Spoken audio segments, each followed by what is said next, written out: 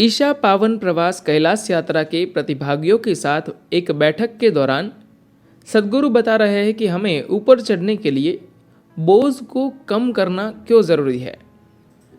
प्रश्न। सदगुरु, आपने कहा कि अगर हम एक पर्यटक के रूप में कैलाश जाते हैं तो हम सिर्फ पहाड़ के रास्ते को थोड़ा और घिसते हैं, लेकिन जब हम एक तीर्थ यात्री के रूप में जाते हैं तो हम अपने भीतर किसी चीज़ को थोड़ा घिसते हैं। हम कैसे अपने भीतर खुद को थोड़ा और घिसे ताकि हम कैलाश के लिए तैयार हो सके। सदगुरु कहते हैं, वह क्या है जिसे आप मैं कहते हैं। आप एक असलियत नहीं है, आप तो एक कोलाज है जो बना है आपके अनुभवों, यादों, रिश्तों, योग्यताओं और निश्चित रूप से आपके फेसबुक अकाउंट से। दरअसल आप टुकड़ों में बटे हैं। अगर आप सब कुछ एक तरफ रखकर जीवन के एक अंश की तरह चलना सीख ले तो आपके अंदर कुछ ऐसा है जो आपको अपने माता पिता, अपने दोस्तों, परिवार, कॉलेज या अपनी योग्यता से नहीं मिला है। सिर्फ उस एक चीज को सजाने के लिए हमने अपने जीवन में एक शरीर और बाकी सब कुछ इकट्ठा किया है। मगर अब ये सजावटें इतनी बड़ी हो गई है कि हम भूल गए हैं कि हम सजा किसे रहे हैं। इससे कोई फर्क नहीं पड़ता कि कोई इंसान अपने जीवन में क्या कर रहा है। कोई शाम को शराब पी रहा है, कोई ड्रग ले रहा है, कोई मंदिर में बैठकर भजन गा रहा है, कोई ध्यान कर रहा है, कोई कैलाश जाना चाहता है, कोई पैसे कमाने में व्यस्त है। हर इंसान अपना जीवन बेहतर करने की कोशिश कर रहा है और उन्हें लगता है कि इसी से ये हो सकता है। हमने जीवन को बेहतर करने का तरीका ये ढूंढा है कि उसे सजाए। अगर आप एक जोड़ी कपड़े पहनते हैं तो ये बहुत बढ़िया है। हो सकता है कि आप जब पहाड़ों पर जाए तो वहाँ के मौसम के कारण आप एक के ऊपर एक 4 कपड़े पहन ले। मगर क्या आप 25 परत कपड़े पहन सकते हैं? सिर्फ इसलिए कि आपके पास इतने हैं। और आप 12 जोड़ी जूते कैसे पहन सकते हैं? यह सजावट उस चीज से बड़ी हो जाती है जिसे हम सजा रहे हैं, क्योंकि कहीं ना कहीं हमें लगता है कि चीजें जोड़ते हुए हम अधिक हो जाएंगे। चीजें जोड़ते हुए आप सहूलियत ला सकते हैं, मगर जीवन को बेहतर नहीं बना सकते। जब मैं चीजें कहता हूं तो मेरा मतलब लोग, रिश्ते और हर उस चीज से होता है जिसे आप समझना चाहते हैं। आपने अपने जीवन में ये सभी चीजें इसीलिए जोड़ी क्योंकि आपको लगा कि वे आपका विस्तार करेंगी। ये आपके मन में एक भ्रम पैदा करता है कि सब कुछ परफेक्ट है, लेकिन अगर उसका एक हिस्सा नष्ट हो जाता है तो अचानक आपको लगने लगता है कि अब कुछ भी नहीं रहा। अगर दुनिया में एक इंसान मर जाता है जो आपका काफी करीबी था तो अचानक सब कुछ टूट सा जाता है। हालांकि दुनिया में बस इतना हुआ कि 7.25 अरब लोगों में एक कम हो गया। यह सुनने में बहुत निर्मम और भावना शून्य लग सकता है, मगर मुद्दा यह नहीं है। मैं भावनाओं से खाली नहीं हूं। लोगों के साथ मेरे बहुत बढ़िया रिश्ते हैं, मगर ऐसा क्यों होता है कि सिर्फ इस एक व्यक्ति के मरने पर सब कुछ बिखर जाता है और दूसरे व्यक्ति के मरने पर कोई फर्क नहीं पड़ता। बचपन से ही पूर्वाग्रह का यह जहर अलग अलग तरीकों से हमारे अंदर भरा जाता है। आपसे कहा जाता है हम 3 लोग एक है, दूसरे लोग हमसे अलग है। इसे परिवार कहा जाता है जो पहला अपराध है। फिर उसकी कई परतें बनती है, समाज, धर्म, नस्ल, राष्ट्रीयता। अब हम हैरान होते हैं कि लोग लड़ते क्यों है और दुनिया में इतनी हिंसा क्यों है। यह हमने ही बनाया है। हवेली सुंदर हो या बदसूरत, वह कोई मायने नहीं रखता। समस्या ये है कि आप 1 टन ईंट ढो रहे हैं।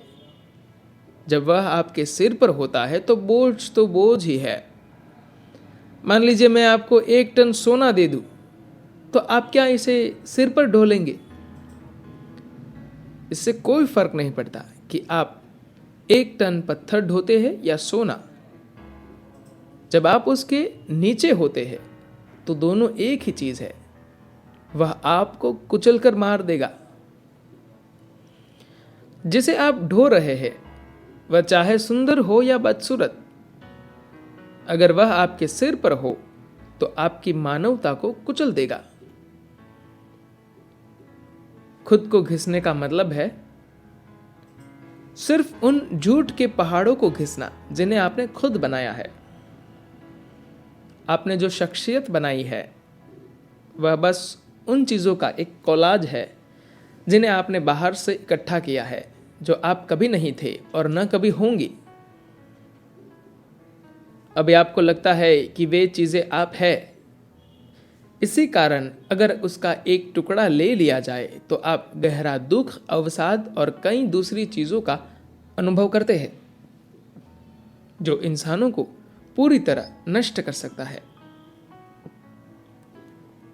मगर यह ऐसी चीज है जिसे आपने अपने मन में बनाया है, फिर भी आप उस पर इस हद तक विश्वास करते हैं कि वह आपको पूरी तरह नष्ट कर सकता है। जब हम शिव को विषकंठ कहते हैं तो इसका मतलब है कि उनके पास हर तरह के विष के लिए एक छलनी है। विष हमेशा आपके भोजन या पेय के जरिए आपके अंदर नहीं जाता। एक विचार, एक सोच, एक पहचान, एक भावना आपके पूरे जीवन को जहर से भर सकती है। किन चीजों ने आपको जहर से भरा है? आप किसी चीज को जहर सिर्फ इसलिए कहते हैं क्योंकि वह जीवन को नष्ट करता है। आपके विचार, भावनाएं, पहचान, इन चीजों ने आपके अंदर कितने तरीकों से जीवन को नष्ट किया है। आप किसी न किसी रूप में मनोवैज्ञानिक तौर पर अधूरा महसूस करते हैं और आपको लगता है कि इन चीज़ों को साथ जोड़ने से आप मजबूत हो जाएंगे। ऐसा कुछ नहीं होगा। कभी वे आपको पूर्णता की झूठी भावना से भर देंगे, मगर निश्चित रूप से कभी ना कभी या तो वो आपका भ्रम तोड़ देंगे या ये काम मौत कर देगी। किसी ना किसी रूप में ऐसा होगा ही। क्या इसका मतलब है कि इंसानी भावनाओं और विचारों का कोई मोल नहीं है? मैं चाहता हूं कि आप जितना हो सके उतनी गंभीरता से इस पर ध्यान दें। आपके अंदर अभी सबसे महत्वपूर्ण क्या है? आपकी भावना या विचार या वह जीवन जो आप है? जीवन है ना? मगर आप एक मामूली से विचार या भावना के लिए मरने को तैयार हो जाते हैं, इसका मतलब है कि आप जीवन को उल्टा देख रहे हैं। जीवन का मतलब सिर्फ जीवित रहना नहीं है। जिसके जीवन में बिल्कुल उसूल नहीं है, वह जीवित रहने के लिए सब कुछ छोड़ सकता है। मैं उसकी बात नहीं कर रहा। आपके भीतर एक ज्वलंत जीवन है, सिर्फ इसलिए एक विचार, भावना, शरीर, कपड़े, रिश्ते और बाकी सब कुछ का महत्व है। एक बार जब आप परिणाम को कारण समझ लेते हैं तो बीज बोने की बजाय आप पेड़ को उल्टा लगाते हैं।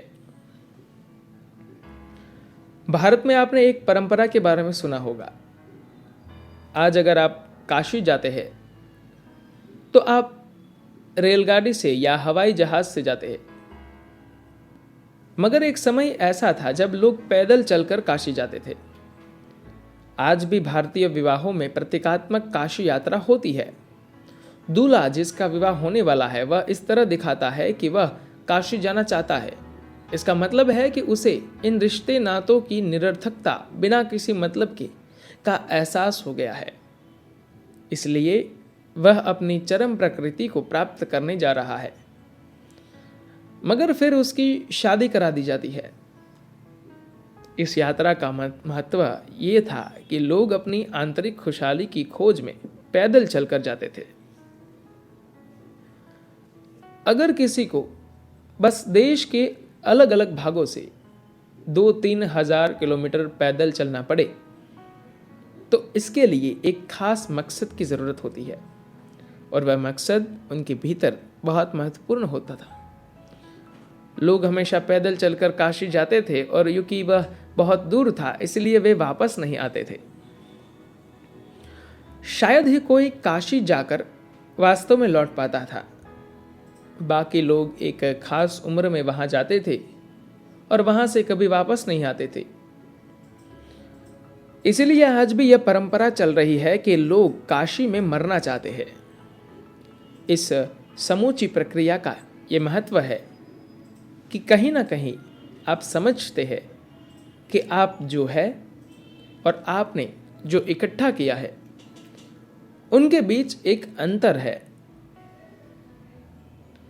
अगर आप पहाड़ पर चढ़ना चाहते हैं तो आपका बोझ इतना हल्का होगा, उतना ही आपके लिए बेहतर है, चाहे आप इच्छुक न हो। मगर जैसे जैसे आप पहाड़ पर चढ़ते हुए हाँफने लगते हैं, आप बोझ को उतार फेंकेंगे। आप खुद फैसला कीजिए कि आप क्या फेंकना चाहते हैं। यह मैं आपको नहीं बताऊंगा, मगर जो भी फालतू बोझ है कृपया उसे फेंक दीजिए, क्योंकि फालतू बोझ लेकर पहाड़ पर चढ़ना बहुत कष्टदायक है। हल्के होकर चलिए, क्योंकि वहाँ हवा पतली है, और अगर आप भारी बोझ लेकर चल रहे हैं तो आप चल नहीं सकते। आज सोने जाने से पहले कम से कम 5 मिनट आंखें बंद करके चुपचाप बैठे और उन चीज़ों को ध्यान में लाए जिन्हें आपने बचपन से इकट्ठा किया है। विचारों में, भावनाओं में, चीज़ों में, लोगों में जो भी आपको फालतू बोझ लगता है उसे टेंट से बाहर फेंक दे, और फिर कल सुबह हम यात्रा शुरू करेंगे। धन्यवाद।